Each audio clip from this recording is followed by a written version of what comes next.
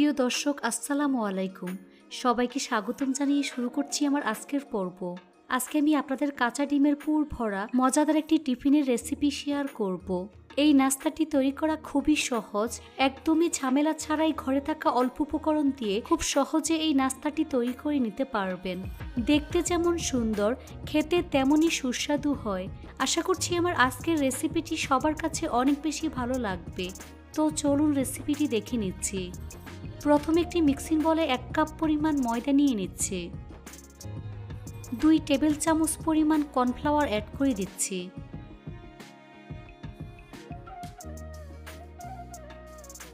স্বাদমতো লবণ দিয়ে দিচ্ছি। 1 টেবিল চামচ পরিমাণ সয়াবিন তেল অ্যাড করে দিচ্ছি। এবার সবকিছু একসাথে খুব ভালো করে মিশিয়ে নিতে হবে। হাত দিয়ে ঘষে ঘষে তেল ময়দার সাথে খুব ভালো করে মিশিয়ে নিতে হবে, কারণ ময়দাটা যত ভালো হবে এই নাস্তাটা তত বেশি খাস্তা এবং পারফেক্ট হবে। তাই একটু সময় নিয়ে ময়ান করে নিতে হবে। যখন দেখবেন হাত দিয়ে মুঠ করলে এরকম দলা পেকে যায়, তখন বুঝতে হবে ময়ানটা একেবারে পারফেক্ট হয়েছে। এবার এর মধ্যে অল্প অল্প করে পানি অ্যাড করে সফট একটি ডো তৈরি করে নিতে হবে। পানিটা কিন্তু একবারে দেওয়া যাবে না, অল্প অল্প করে দিয়ে মিশিয়ে ডোটা তৈরি করে নিতে হবে। ডোটা মাখানো হয়ে গিয়েছে, এখন এটাকে আরও কিছুক্ষণ সময় নিয়ে মথে নিতে হবে। তো আমার ডোটা রেডি হয়ে গিয়েছে। উপরে কিচেন টাওয়াল দিয়ে ঢেকে দিচ্ছি। তারপর ঢাকনা দিয়ে ঢেকে রেস্টে রেখে দেব প্রায় 20 মিনিটের মতো। 20 মিনিট পর ঢাকনা সরিয়ে ডোটাকে আরও কিছুক্ষণ সময় নিয়ে মথে নিতে হবে। বডির উপর নিয়ে লম্বা রোলের মতো তৈরি করে নিচ্ছি। তারপর সমান 4টি লেচি কেটে নিচ্ছি।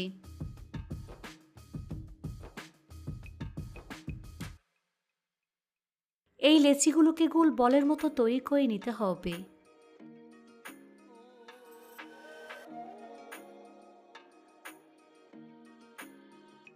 সবগুলো গোল বলের মতো আমি তৈরি করে নিয়েছি। এখান থেকে একটি বল রেখে বাকিগুলোকে মিক্সিং বলে ঢেকে রাখবো। এতে করে লেচিগুলো ড্রাই হয়ে যাবে না, একেবারে সফট থাকবে। উপরে ময়দা ছিটিয়ে মিডিয়াম পুরুত্বের রুটি তৈরি করে নিতে হবে। তবে রুটিটাকে খুব বেশি পাতলা করা যাবে না, আবার খুব বেশি মোটাও করা যাবে না, মিডিয়াম পুরুত্বে বেলতে হবে। দেখুন, এরকম পুরুত্বের রুটি তৈরি করে নিয়েছি। একইভাবে 4টি রুটি বেলে রেডি করে নিয়েছি। তারপর এরকম 4টি ছোট বাটি নিয়ে এর মধ্যে রুটিগুলো বসিয়ে দিচ্ছে। চারদিক থেকে সমান করে রুটিগুলোকে বসিয়ে নিতে হবে। এভাবে সবগুলো রুটি বাটির মধ্যে বসিয়ে নিতে হবে।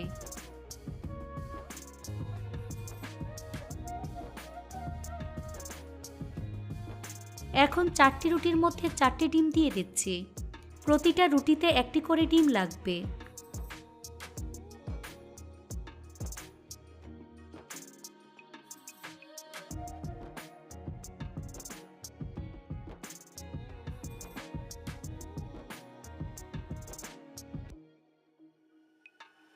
এর মধ্যে কিছুটা পরিমাণ পেঁয়াজ কুচি দিয়ে দিচ্ছি।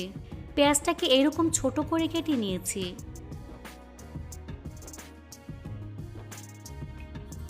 কিছুটা পরিমাণ টমেটো কুচি দিয়ে দিচ্ছি।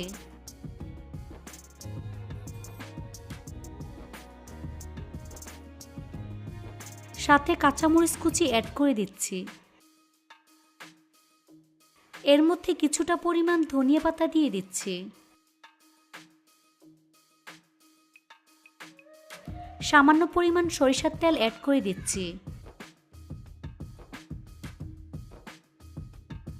সবশেষে স্বাদমতো লবণ দিয়ে দিচ্ছি।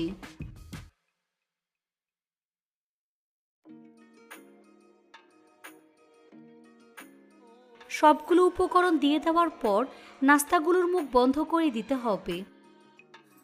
এক সাইড থেকে এভাবে ভাঁজ করে সিল করে নিতে হবে। খুব ভালো করে সিল করে দিতে হবে, তা না হলে ভাজার সময় ডিম বের হয়ে যাবে।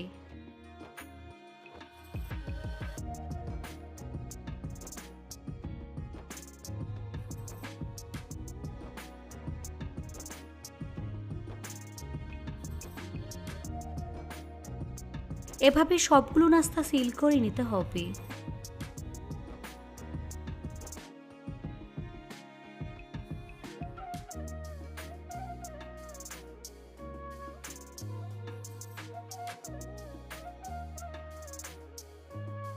সবগুলো নাস্তা একইভাবে আমি সিল করে নিয়েছি।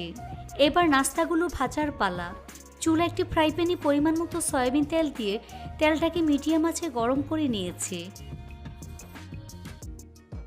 এখন এই গরম তেলে একটি নাস্তা আমি দিয়ে দিচ্ছি। চুলার আঁচ মিডিয়ামে রেখে গোল্ডেন ব্রাউন করে ভেজে নিতে হবে। চামচ দিয়ে এর উপর তেল দিয়ে দিচ্ছি, এতে করে নাস্তাটা ফুলতে সাহায্য করবে। কিছুক্ষণ পর নাস্তাগুলোকে আমি উল্টে দিচ্ছি।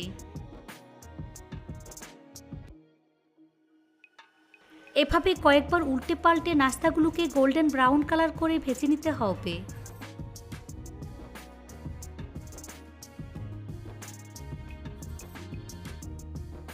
তো আমার নাস্তা ভাজা হয়ে গিয়েছে, দেখুন খুব সুন্দর কালার চলে এসেছে। এখন তেল থেকে উঠিয়ে নাস্তার প্লেটে নিয়ে নিচ্ছি।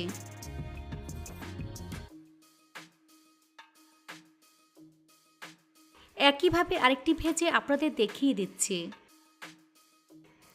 এটাকেও একইভাবে উল্টে পাল্টে গোল্ডেন ব্রাউন করে ভেজে নিতে হবে। এই নাস্তাটা দেখতে যেমন সুন্দর, খেতে কিন্তু অসম্ভব মজার হয়।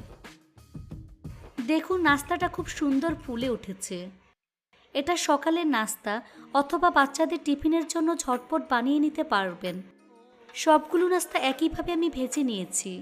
দেখুন আমার নাস্তা দেখতে মাশাআল্লাহ কতটা সুন্দর ও কতটা লোভনীয় হয়েছে, খেতে কিন্তু অসম্ভব মজার হয়েছে। এখন একটি নাস্তা কেটে এর ভিতরটা দেখিয়ে দিচ্ছি। বাড়িতে একবার হলেও তৈরি করে দেখবেন। আশা করছি রেসিপিটি সবার কাছে অনেক বেশি ভালো লেগেছে। আজ এখানেই বিদায় নিচ্ছি। সবাই অনেক বেশি ভালো থাকবেন। আল্লাহ হাফেজ।